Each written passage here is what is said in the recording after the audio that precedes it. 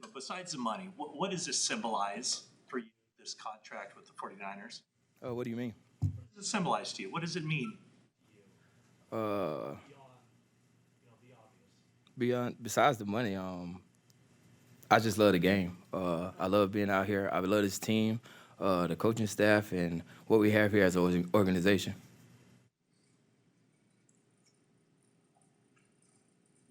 Obviously an obvious question is, it appears as if you didn't feel that way all the way through the offseason. So what changed? I mean, at the end of the day, this is a business. So what changed was the communication. The more we communicated, the more we start to figure things out. One of the narratives this offseason was that you were upset with how you were going to be used. Can you address that, whether that's correct or not? That is false. There's a lot of things that came out that I want to speak on, but at the end of the day, I wasn't allowed to. So, I mean, you can turn on the tape, go back to the Cowboys game. It kind of shows what kind of player I am. And also, I mean, you can go turn on the Pro Bowl tape and, like, what I said about being a wide back, I don't mind, you know what I'm saying, doing whatever it takes for this team to win. Did it, in some ways, almost amuse you as you saw the various stories coming out? I mean, you kind of try to avoid it, but when it's thrown in your face, you just like, yo, they just, at this point, they're kind of making up stuff. But being who I am and, you know what I'm saying, with the communication with the people that was close to me, keeping me level-headed, it wasn't a reason to entertain it. Deebo, you mentioned the communication getting better. Was there a point when, you know, John and Kyle, you know, came to you or came out to see you or anything like that that, you know, got things kind of back on the right track? No, not necessarily coming to visit or anything. We just start communicating better, and then at the end of the day, we figure things out. Is there anything you do want to clear up? Like what was the reason that there was the problem between you and the organization? At the end of the day, like I said, it was a business, and we figured it out, and we got everything done. Your Instagram activity was a hot topic of conversation. What were you trying to convey with that, and what do you think about how athletes are able to use social media nowadays to kind of, what do you think about how athletes are able to use social media these days to kind of convey what they're feeling? It can be taken both ways. There's a lot of things came out kind of relating to the incident everybody blew up for us, the kid situation at my camp, and at the end of the day, it's just things like that we use our platform to clear up, and certain things you don't speak on, but at the end of the day, like, you're human and you have feelings as well, so you're never wrong about how you feel. Yeah, was that why you took down all the 49ers pictures off your Instagram account, because you couldn't speak? Kind of, but at the end of the day, like I said, it's just a business. This is what it is. I have a two-part question for you.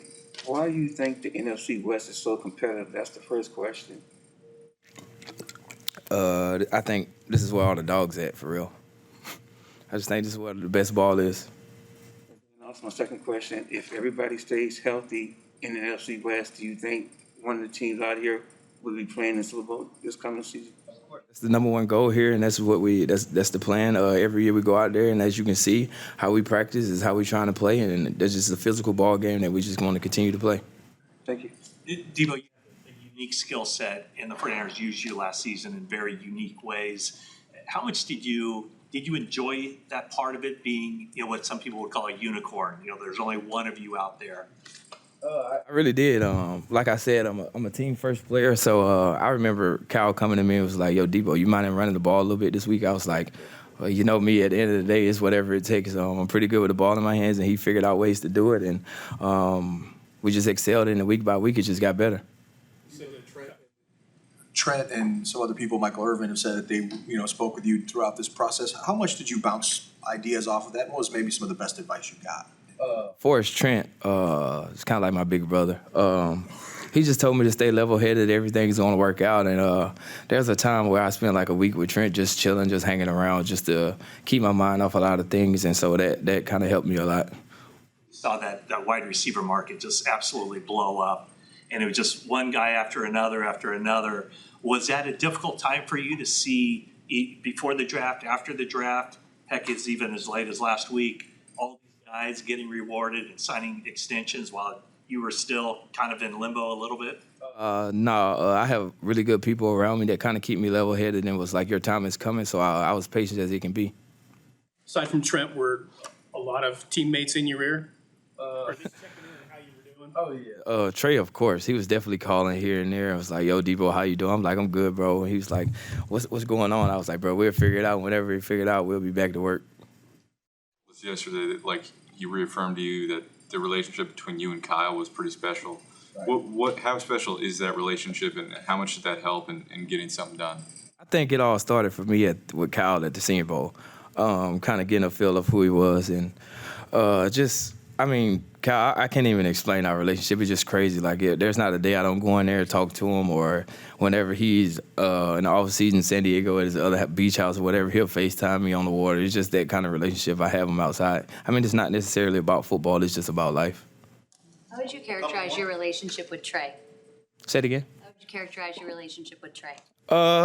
It's getting better by day. You know, I wasn't able to spend a lot of time with him as I wanted to, but it's not hard to really, you know what I'm saying, be out there with Trey, and he's willing to learn, and I'm willing to learn as well, and we just come together as one and figure it out. A lot of reps today with you and him. Did you feel kind of like the chemistry is already building? Yeah, I mean, every time we step out there, we're just trying to get better as a group day by day. What's this contract mean to you? I mean, you worked your whole life to sign that paper. What does it mean to you? It meant a lot. It's a feeling that I can't even explain, to be honest with you. Once I got the call from my agent, I just was lost of words, and you know what I'm saying, it's just a blessing to be able to be in the position I'm in. It shows all the hard work and all the stuff that I do for this team, and you know, I'm just happy to be here. You think being here for the mandatory minicamp was kind of a statement for both sides that, okay, look, I'm here. You know, we can work this out? I was coming regardless, so I think that was the first step of everything, of figuring everything out. Do you regret requesting a trade? Say that again? Do you regret requesting a trade? Do I regret requesting a trade? At the end of the day, this is a business, and like we came to a decision, and I'm here, so I'm happy to be here, and that's just what it is.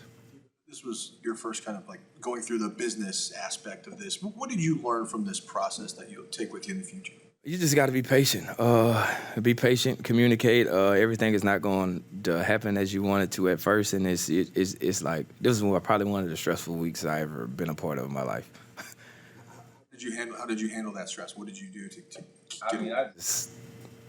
Working out, running, trying to keep my mind off things, talking to Trent, and that's just, here and there talking to Cal. This week was the most stressful? Like, once you realized it was heating up? Just with a couple days with Trey, just what have you seen from him as QB1 officially now? He's getting smarter by day. I don't think he actually realized that we do have the best defense in the league, and it's going to be hard to complete the balls. Nothing is going to be on time right now in practice because our D-line is amazing, but we're figuring out ways to figure it out. Any inspiration behind that T-shirt? Any inspiration behind that T-shirt? My dog, we're going to ride for all our players. It ain't just BA. I got Trey, I got Kittle, I got John, Jerry, I got a lot of guys. Deebo, you were obviously working out on your own as this process was going on. Do you feel like it's just been a seamless transition into the team drills? Yeah. You were working out on your own as everything was getting figured out. Do you think it's been just a seamless transition into team drills for you?